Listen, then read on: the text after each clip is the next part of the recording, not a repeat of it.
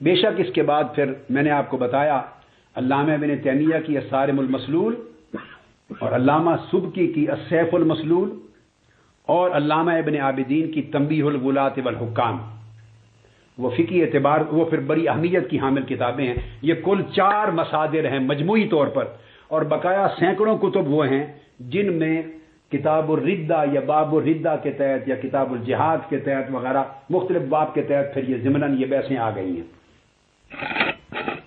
اس مسئلہ کو اگر سمجھنا ہو تو 2 طریقے، یہ بندہ فیصلہ کر لے کہ ہم کسی کی نہیں سنتے اور کسی کی نہیں مانتے، جو ہمارے دل میں آیا وہی شریعت ہے، یا تو یہ قاعدہ بنا لیں، پھر تو سارا قصہ ختم ہو جاتا ہے، جو ہم نے سوچا جو ہم کہہ رہے ہیں وہی دین ہے،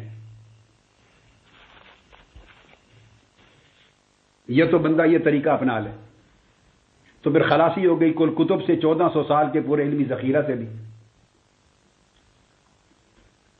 دوسرا طریقہ یہ ہے کہ انسان اپنے آپ کو پابند کرے دین کی تعبیر و تشریح میں، ائمہ کا، اکابر کا، کسی مذہب کا یا مذاہب اربع کا، اور کسی اصول کا، کسی ضابطے کا، اور ائمہ نے جو قواعد وضع کر کے لکھا ہے پھر اس کے مطابق تعین کرے۔ اب میں آپ کو لٹمس دے رہا ہوں، پیپر کی طرف آ رہا ہوں۔ لٹمس جس طرح وہ تیزاب کو چیک کرتے ہیں نا، لٹمس پیپر ہوتا ہے، ڈالتے ہیں کہ ایسیڈیٹک ہے یا الکلائن ہے تو رنگ سے پتہ چل جاتا ہے۔ لیکٹومیٹر ہوتا ہے، دودھ میں پانی ہے یا خالص ہے پتہ چل جاتا ہے۔ تھرمامیٹر ہوتا ہے، منہ میں رکھتے ہیں بخار ہے یا نہیں ہے چکر۔ اب میں آپ کو تھرمامیٹر دے رہا ہوں۔ اب ہم براہ راست اس موضوع کی طرف آ رہے ہیں، اور یہ چیزیں 2 فصلیں آپ ذرا حوصلے سے بیٹھیں، اطمینان کے ساتھ آپ سن رہے ہیں، میں تو بیان کر رہا ہوں۔ 2 فصلیں اس میں سے میں کراؤں گا، 2-3 فصلیں، باقی موضوعات کتب اگلی نشست کے لیے چھوڑ دوں گا، اور یہ کرا کے پھر ہم سلمان تاثیر کے بیان کو پڑھیں گے، اس کے پورے سٹیٹمنٹ کو، اور ماں بعد کی جو ابحاث ہیں اس کو پھر اگلی نشست میں رکھ لیں گے انشاءاللہ، تاکہ آپ کسی ایک نتیجے پر پہنچ کر جائیں آج، اور آپ کو کوئی کنفیوژن اور التباس نہ رہے۔ ہمارا کوئی تعلق واسطہ نہیں ہے سلمان تاثیر سے اس شخص کے ساتھ، نہ وہ ہماری جماعت کا رکن، نہ ہماری دوستی، نہ لینا نہ دینا، کوئی واسطہ نہیں، اور نہ کوئی متقی شخص ہے، پرہیزگار ہے، نہ کوئی متدین شخص ہے، نہ کوئی صالح ہے۔ جو کچھ ہے وہی جو آپ جانتے ہیں وہی میں جانتا ہوں، جو کچھ آپ جانتے ہیں وہی میں جانتا ہوں۔ میں آپ سے زیادہ کو بہتر رائے نہیں رکھتا، یہ بات واضح ہونی چاہیے۔ بدقسمتی صرف یہ ہے آپ میں اور ہماری سوچ میں فرق یہ ہے کہ ہم ایمانداری سے سوچتے ہیں، دیانتداری سے سوچتے ہیں، عدل سے سوچتے ہیں۔ آپ بدقسمتی سے بعض اوقات ان چیزوں کے قریب نہیں آنا چاہتے، جو آپ کی طبیعت میں آ گیا بس وہ فائنل ہے۔ میں نے عرض کیا کوئی فاسق ہو، فاجر ہو، شرابی ہو، زانی ہو، بدکار ہو، جو کچھ ہو، فاسق گناہگار بھی ہے، وہ مسلمان ہے۔ ہماری کل کتب عقائد کی ہزاروں صفحے 1400 سال کے اس موضوع پر بھرے پڑے ہیں، اور خوارج اور معتزلہ سے بحثیں یہی نہیں ہیں ساری عمر اہل سنت کی، ساری زندگی ساری بحث یہی رہی۔ وہ مسلمان نہیں سمجھتے تھے فسق و فجور کرنے والے گناہ کبیرہ کے مرتکب کو، اور اہل سنت مسلمان سمجھتے ہیں۔ وہ فسق کو المنزلۃ بین المنزلتین سمجھتے تھے کہ مومن اور کافر کے درمیان ایک تیسری منزل ہے، فسق۔ وہ نہ مسلمان نہ کافر، یہ معتزلہ کہتے تھے۔ خوارج بالکل خارج کرتے تھے، وہ تیسری منزل نہیں، خارج از اسلام۔ معتزلہ اسلام اور کفر کے درمیان تیسری منزل بناتے تھے۔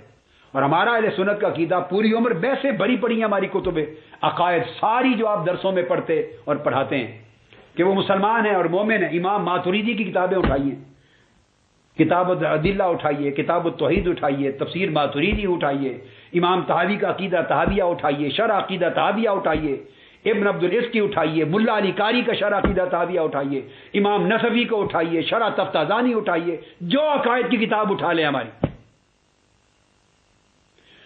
شرح مواقف کو اٹھائیے، شرح مقاصد کو اٹھائیے، جو بھی اٹھا لیں۔ 1400 سال میں ساری جنگ یہ رہی ہے علم کی۔ انہوں نے کہا جو جتنا بھی فاسق و فاجر ہے وہ مسلمانی سے خارج نہیں ہے، ایمان اور اسلام سے خارج نہیں ہے۔ تو ہماری بات صرف اتنی ہے کہ ہم جب ایک فیصلہ کرتے ہیں تو اس کے پوری زندگی کے طور اطوار طریقے اور اس کے عمل کو سیکولرزم کو ان چیزوں کو نہیں سامنے رکھتے. ہم کیس ٹو کیس ایک کال کیا وہ سارا کچھ کر کے بھی مسلمان ہے ایک شخص. اس کال سے ایک کال اگر گستاخی کا کال کیا تو وہ کافر ہو گیا. شراب اس کو اسلام سے نہیں نکال سکی, بدکاری نہیں نکال سکی, چور ہے تو چوری نہیں نکال سکی, کوئی ڈاکو ہے ڈاکہ زنی نہیں نکال سکی. اس سے بڑے بڑے بھی سرتاج بیٹھے ہیں آپ کے سروں پر اس ملک میں حکمران بن کر. کردار کے اعتبار سے دیکھنا ہو اور بے دینی کے اعتبار سے دیکھنا ہو, اور آپ میں سے انہی میں سے کئی ان کے نیچے تنخواہیں بھی لے رہے ہیں, بیٹھے ہیں ان کے پاس, ان کی حکومتوں میں شامل ہیں, مختلف عہدوں میں شامل ہیں, مناصب پہ شامل ہیں اور ان کے ماتحت کام کر رہے ہیں. اس کو نہیں دیکھنا. کوئی عمل بد اس کو نہیں نکال سکا اسلام سے. ایک شے نکال دیتی, اگر اس نے آقا علیہ السلام کی گستاخی کر دی ہوتی, اس گستاخی کے ایک جملے سے وہ اسلام سے خارج ہو جاتا اور دنیا کی کوئی طاقت اسے دائرہ اسلام میں داخل نہ رکھ سکتی.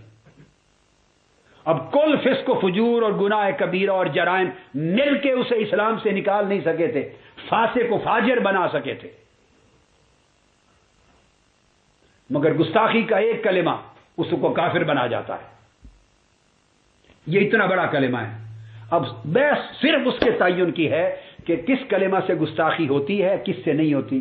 اور جب ہم اہانت رسول کہتے ہیں کہ فلاں گستاخ رسول ہو گیا, اس نے گستاخی رسول کی, تو اس کا معنی کیا ہے؟ گستاخی میں کیا کیا لوازمات ہیں؟ لہذا یہ شفا کو اب آپ میں درسن دے رہا ہوں آپ کو.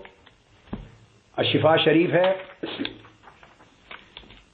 اس کا الباب الاول ہے. اس موضوع پر فی بیان ما ہوا فی حق ہی علیہ السلام سب اور نقص من تعرید اور نص, یعنی تعرید اور تصریح, نص سے مراد تصریح, کہ کیا چیز, کیا کلمات اور کیا قول آقا علیہ السلام کی شان میں سب اور نقص یعنی گستاخی تصور ہوگا. یہ پورا باب اس موضوع پر ہے. آج میں شفا شریف پر ختم کروں گا, باقی بہت مواد ہے ابھی. اس موضوع کو کریں گے مکمل, پوری زندگی کے لیے آپ کے کام آئے گا. تو میں نے آپ کو عرض کیا کہ یہ تو ائمہ سے سیکھیں اور پڑھیں, اور جو قواعد انہوں نے دی ہیں اس کے مطابق فیصلہ کریں, اور یہی طریقہ ہے. اگر یہ نہیں تو پھر فتنہ ہے, فساد ہے, پھر کوئی دین نہیں ہے.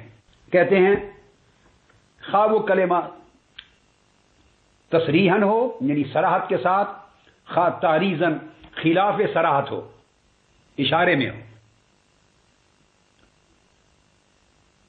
وہ دونوں صورتوں میں گستاخی بنے گی. مگر وہ کہتے ہیں کہ کون سے کلمات ہیں, کس طرح کا قول ہے جو صادر ہو آقا علیہ السلام کی شان میں جسے گستاخی کہا جائے. یہ باب الاول ہے, اس کی پہلی فصل ہے. اور میں آپ کی سہولت کے لیے جب یہ کراؤں گا تو یہ شفا شریف قاضی ایاز کی, اور اس کے ساتھ میں شرح شفا ملا علی قاری کو ساتھ رکھ رہا ہوں. بیک وقت 3 کتابوں کا مطالعہ ہوتا جائے. قاضی ایاز کا متن ہوگا اور ملا علی قاری کی شرح شفا شریف ہوگی,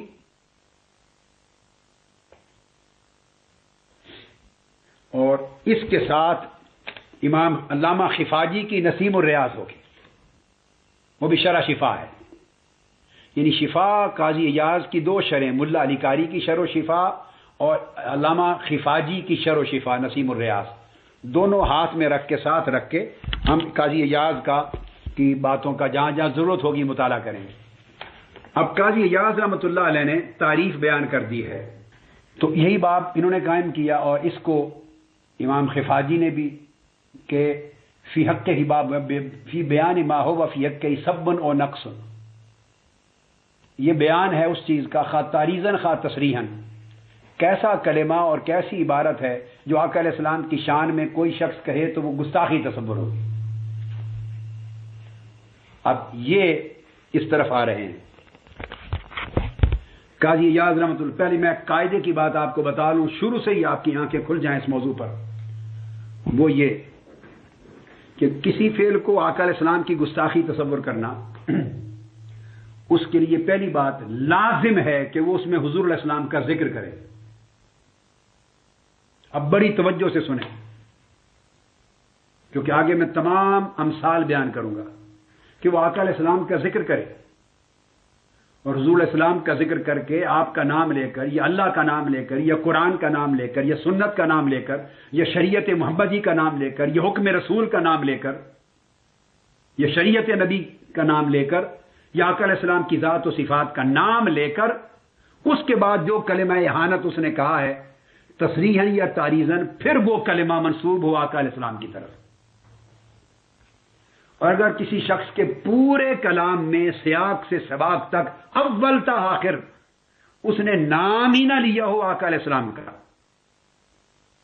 نہ خدا کا، نہ رسول کا، نہ قرآن کا، نہ سنت کا، نہ شریعت کا، وہ بات کسی اور تناظر میں کر رہا ہو اور نام تک بھی ایک مقام پر بھی نہ لیا ہو، تو پھر وہ آقا علیہ الصلوۃ والسلام کی گستاخی کہاں سے بن گئی؟ اس کا قول لغو ہو سکتا ہے، اس کا فہم خطا پر مبنی ہے، ضلالت پہ مبنی ہے۔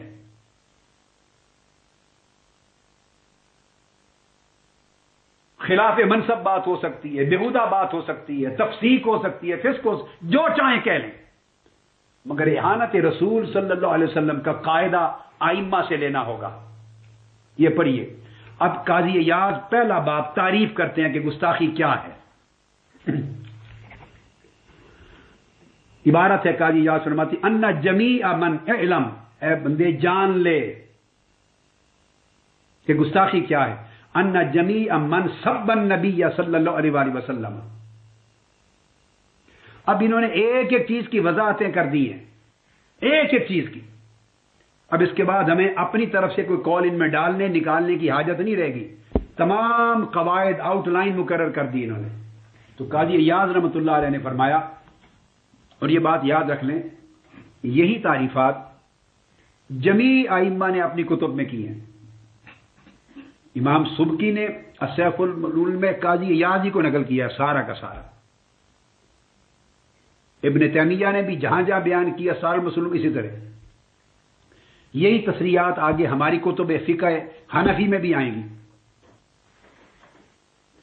اور میں کتب فقہ حنفی کی ساری عبارات دوں گا آپ کو، جہاں جہاں بحثیں کی ہیں، مثالیں دے دے کر کہ کیا کلمات گستاخی بنتے ہیں کیا نہیں بنتے۔ تو پہلا اصول آپ کو اس ایک پورا پیرا جس میں انہوں نے تعریف دی ہے اس سے فرماتے ہیں، جو شخص جس نے آقا علیہ السلام کو گالی دی، من سب النبی، اب یہ بات نہیں چلے گی کہ فلاں کے ان کلمات یہ گالی نہیں تو اور گالی کیا ہوتی ہے، اتنے بیوقوف نہیں ہے کوئی کہ دھکے سے ایسے آپ گالی اور گستاخی بنا دیں۔ وہ عبارت میں اس کے کلام میں کلمہ ہونا چاہیے، آپ کے ذہن سے نہیں بنے گی وہ چیز۔ اب آپ سنیں، ان جمیع جس نے حضور علیہ السلام کو گالی دی، ایک سب کیا، او آبہ یا حضور علیہ الصلوۃ والسلام میں عیب نکالا، ایک ایک لفظ پہ غور کریں، او آبہ آقا علیہ الصلوۃ والسلام میں عیب نکالا۔ اب اس کو ملا علی قاری واضح کرتے ہیں، شاتمہ و ذمہ، حضور علیہ السلام کو گالی دی۔ اب آپ سمجھتے ہیں گالی کا کوئی بکواس کا کلمہ حضور علیہ السلام کی ذات کے لیے بولا، یا آبہ یا کسی قسم کا کوئی عیب حضور پہ لگا دیا، ذمہ ذم کی مذمت کر دی، او الحق بہ نقصا فی نفسہ، یا آقا علیہ الصلوۃ والسلام کی ذات میں کوئی